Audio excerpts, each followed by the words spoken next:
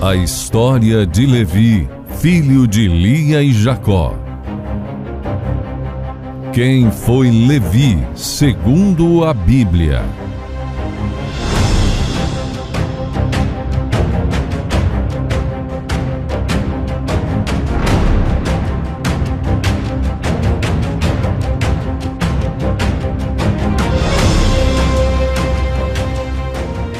O nome Levi pode não vir imediatamente à mente quando buscamos lembrar de histórias bíblicas. Não é frequente ouvirmos muitas pregações sobre ele. Então, quem era Levi? Qual sua importância histórica? Seus erros e acertos? Sua vida? O que diz a Bíblia? Levi, um dos 12 filhos de Israel, Jacó, tornou-se o chefe de uma das 12 tribos de Israel. Ele foi o fundador da tribo dos levitas. Levi teve um papel significativo no sacerdócio de Israel e todos os seus filhos assumiram papéis levíticos ou sacerdotais. Esta é a razão pela qual um homem chamado Corá, por exemplo, se revoltou, como está em Números 16, porque ele ficou irado porque Deus decidiu dar aos filhos de Levi os deveres sacerdotais. A tribo de Levi, em particular, tinha uma série de tarefas e deveres religiosos importantes, ou seja, certas funções religiosas e políticas foram reservadas para os levitas. A tribo de Levi tinha a responsabilidade pelas atividades sacerdotais. Os levitas eram os únicos sacerdotes com permissão de tocar e carregar a Arca da Aliança. Descendentes notáveis desta dinastia, de acordo com a Bíblia, incluem Miriam, irmã de Moisés, Arão, Moisés, o profeta Samuel, o profeta Ezequiel, o governador Esdras, o profeta Malaquias, no Novo Testamento, João Batista, Marcos, Mateus, Maria, mãe de Jesus, e Barnabé. Os primeiros momentos de Levi. Levi deve ter vivido entre 1749 a.C. a 1612 a.C., ou seja, há mais de 3.500 anos. Encontramos Levi pela primeira vez na Bíblia quando Lia deu à luz a ele. Está escrito em Gênesis 29:34. Lia, a esposa que se sentiu esquecida, foi a que teve a bênção de dar à luz a muitos filhos a Jacó, incluindo o terceiro, Levi, nascido em Padã-Arã. Entristecida pela atenção especial que Jacó dava à irmã Raquel, também sua esposa, Lia declarou quando Levi nasceu: "Meu esposo se unirá a mim desta vez, porque 3 filhos lhe tenho dado." Então, com base nessa declaração, ela lhe chamou de Levi. Está em Gênesis 29:34. O nome de Levi significa apegado, estar unido, juntar, ecoando a esperança de Lia de que, talvez por ter dado à luz a filhos, e agora a mais um Levi, seu marido se apegasse ou gostasse dela. Depois, com o passar do tempo, Levi cresceu, e um dos episódios de sua vida mostra que ele usou a vingança como uma estratégia para a justiça. A família de seu pai viajou como nômades por Manaim, Peniel, Sucote e finalmente chegou a Siquém, depois de sair da região de Labão, Padã-Arã. Quando chegaram em Siquém, então, aconteceu um fato triste. Neste momento, encontramos Levi em Gênesis 34. A passagem bíblica conta quando sua irmã querida, Diná, foi estuprada por um homem chamado Siquém. Quando Siquém, para tentar corrigir seu erro e também porque deveria ter se apaixonado por Diná, ele pede a mão de Diná, a única filha de Jacó, com Lia em casamento. Levi e seu irmão Simeão então convencem Siquém e todos os homens de sua cidade a se circuncidarem para que o pedido fosse aceito. Enquanto os homens daquela cidade estavam vulneráveis e enfraquecidos pelo procedimento, Levi e Simeão aproveitaram e os devastaram. Embora consideraram a violência como justiça pela sua irmã, eles levaram o ato de ira e vingança longe demais. Saquearam uma cidade, levaram suas mulheres, mataram. Tudo por um ato de violência que eles pareciam estar lutando para resolver. Mas, em vez disso, repetiram de forma muito pior. Até mesmo Jacó mencionou que eles foram longe demais e criaram inimigos de morte nas redondezas, colocando toda a família em perigo. Mais tarde, sabemos que os filhos de Jacó e Israel também estavam irados pela preferência que José tinha de seu pai e porque José estava compartilhando com seus irmãos, seus familiares, alguns sonhos. Em um deles, a ideia de que a família toda teria que se curvar futuramente diante do irmão mais novo, José, como está em Gênesis 37. Os irmãos não gostaram. Então sabemos que eles venderam José ao Egito, esconderam a informação do pai. A Bíblia não cita especificamente se Levi esteve ou não nesta conspiração. Como muitos sabem, anos mais tarde, durante um longo período de seca e fome, os irmãos então entraram no Egito em busca de ajuda. E por fim, o irmão José os salvou da fome. No Egito, Levi esteve presente, inclusive no momento marcante da reconciliação dos irmãos com José, quando este perdoou a todos e também teve um feliz reencontro com seu pai, Jacó Israel, quando José já desfrutava de uma grande posição de governador no Egito. Levi então veio a viver junto com seus irmãos na margem leste do delta do rio Nilo. Em Gênesis 46 está registrado como Levi e sua família se mudaram para Gósen, no Egito, na época da fome. No livro de Gênesis também está escrito que Rúben perdeu seus direitos como o primogênito, filho mais velho de Jacó e Israel. O tempo passou. Os descendentes de Levi, o terceiro filho de Jacó com Lia, deram origem à tribo responsável pelo culto e adoração ao Senhor em Israel. Salmos 135:20 diz: Casa de Levi, bendizei ao Senhor. Vós os que temeis ao Senhor, louvai ao Senhor. Demonstrando que a partir de seus erros, Levi avançou e assumiu papéis importantes a partir de sua descendência. Sendo um dos filhos mais velhos de Jacó e Israel, Levi deve ter trabalhado no cuidado de rebanhos.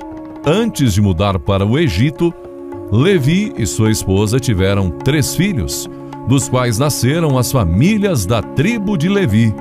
A Bíblia informa o nome dos 3 filhos: Gerson, Coate e Merari. Da linhagem de Coate nasceram Moisés e Arão. Da descendência de Levi há informações em Gênesis 46:11, Êxodo 6:16, 1 Crônicas 6:16. No final do livro bíblico de Gênesis, Jacó e Israel pronuncia uma palavra sobre seus filhos. Antes de Jacó morrer no Egito, ele chamou seus filhos e falou palavras de profecia sobre cada um deles. Ele disse o seguinte sobre Levi: Simeão e Levi são irmãos. suas espadas são armas de violência. Não me deixe entrar em seu conselho, não me deixe entrar em sua assembleia, pois eles mataram homens em sua raiva e bois amarrados, como bem lhes aprouvaram. Amaldiçoada seja sua raiva, tão feroz, e sua fúria, tão cruel. Eu os espalharei em Jacó e os dispersarei em Israel. Gênesis 49, 5-7. A descendência de Levi. As palavras duras de Jacó, Israel, no final da sua vida a respeito de Levi, mostraram que a vingança sangrenta de Levi e Simeão contra o estupro de sua irmã Diná teve consequências duradouras. Os propósitos de Deus, no entanto, prevaleceram. Pela vontade soberana de Deus, a descendência de Levi desfrutou de uma posição notável na sequência da história de Israel. Sabemos que a respeito da descendência de Levi, muito mais do que terras e títulos, a herança de Levi foi o Senhor.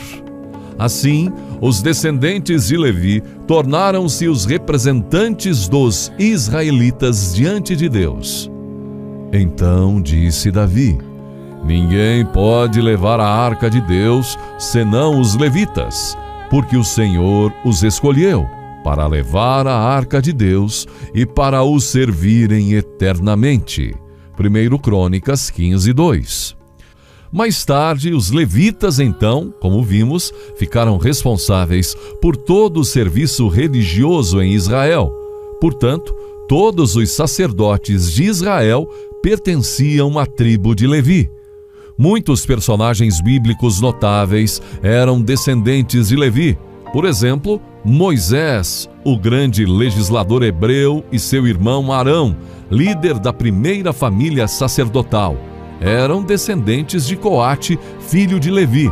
O profeta Ezequiel, o profeta Jeremias, Zacarias e tantos outros também eram descendentes da casa de Levi. O que podemos aprender com a história de Levi? Podemos olhar para a história de Levi e nos perguntar o que afinal poderíamos aprender com um homem como ele. Em sua ira, ele mata uma cidade inteira com seu irmão. Depois, sua vivência com os irmãos que vendem seu próprio irmão José como escravo ao Egito. Um homem nascido de uma esposa desprezada, Lia. Esse Levi que escolheu uma vida perigosa, como pode ter alguma importância no decorrer da história e no Novo Testamento e até mesmo em nossas próprias vidas hoje? Como é típico de muitas pessoas imperfeitas na Bíblia, a história não é concluída apenas com ele. Primeiro, podemos aprender que nem todas as árvores genealógicas ou famílias ruins levam só a maçãs podres. O contrário também é verdade. A árvore genealógica de Levi teve muitos grandes descendentes. Alguns descendentes, como falamos, incluem Moisés, Esdras e João Batista. Jesus chamou João Batista de o maior homem que já viveu, em Mateus 11:11. Moisés teve uma importância indiscutível na fé, como está em Hebreus 11, 23, 28. E Esdras ajudou a liderar a reconstrução de Jerusalém depois que os israelitas voltaram do exílio na Babilônia. A família de Levi dá à luz a muitos grandes descendentes que desempenharam um papel integral na salvação de Israel e, por fim, na salvação do mundo. Tudo porque a vontade soberana é a de Deus. Em segundo lugar, podemos aprender que Deus atribui grandes tarefas a pessoas pecadoras ou inferiores. Se você der uma olhada na família de Levi sozinha, parece algo saído apavorante. Seu pai dorme com concubinas. Seu pai tem esposas e filhos preferenciais, colocando todos uns contra os outros. E a própria irmã de Levi é estuprada por um homem que afirma amá-la. E seu próprio pai, Jacó Israel, levanta as mãos e diz essencialmente: bem, o que você pode fazer? você não pode achar coisas tão escandalosas, mesmo em certos programas de televisão, não é mesmo?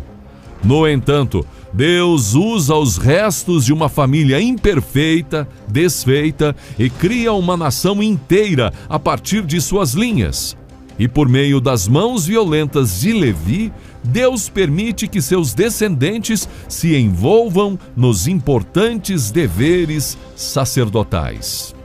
Portanto, aprendemos que não importa como foram nossos antepassados, devemos seguir a vontade de Deus, sempre buscando o melhor.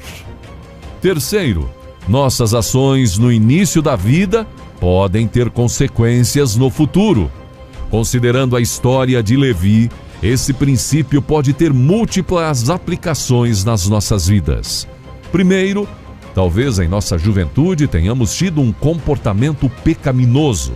Porém, o tempo vai passar. Mais tarde na vida, sabemos ou saberemos que isso deixou ou deixará custos físicos, mentais ou espirituais. Ou então, nossos pecados, contra os quais lutamos em diferentes momentos de nossa vida, podem levar nossos filhos a serem tentados pelas mesmas lutas. Talvez tenhamos gostado muito do álcool e agora nossos filhos estão querendo beber demais. Ou nossas paixões, por exemplo, são as tendências e exemplos que passamos à frente ou erroneamente podem se tornar objetos até de admiração por nossos descendentes. No caso de Levi, embora ele quisesse justamente justiça para as ações contra sua irmã, ele leva a vingança longe demais. Ele esquece que a vingança pertence ao Senhor. Deuteronômio 32:35. Levi não estava isento de falhas. Ele veio de uma família confusa e muitas de suas ações resultaram em mortes. Os filhos de Jacó e Israel levaram José a anos de sofrimento no Egito. No entanto, aqui também prevaleceu a vontade soberana de Deus, fazendo José grande. Se Levi tinha muitas falhas, vimos que Deus permitiu que os seus descendentes desempenhassem um papel extremamente importante em Israel e muitos grandes descendentes, como vimos, vieram da linhagem de Levi. Por meio de Levi, podemos aprender a importância e as repercussões de nossas ações. Embora nem sempre vejamos as consequências em nossa própria vida, nossos filhos ou seus descendentes não como maldição, mas eles podem ter que superar obstáculos ou tentações porque não pensamos em uma ação antes, não como maldição familiar, mas como reflexos futuros de erros cometidos no passado, mesmo depois de muitos e muitos anos. Mas é importante saber também que não importa o que tenhamos feito, Deus ainda pode redimir qualquer coisa. Ele ainda pode purificar os filhos de Levi, Malaquias 3:3, e ainda pode nos purificar. Pense nisso. Inscreva-se em nosso canal e acione o sino de notificações para receber outras postagens. Deixe seu like, compartilhe e comente sobre a história de Levi.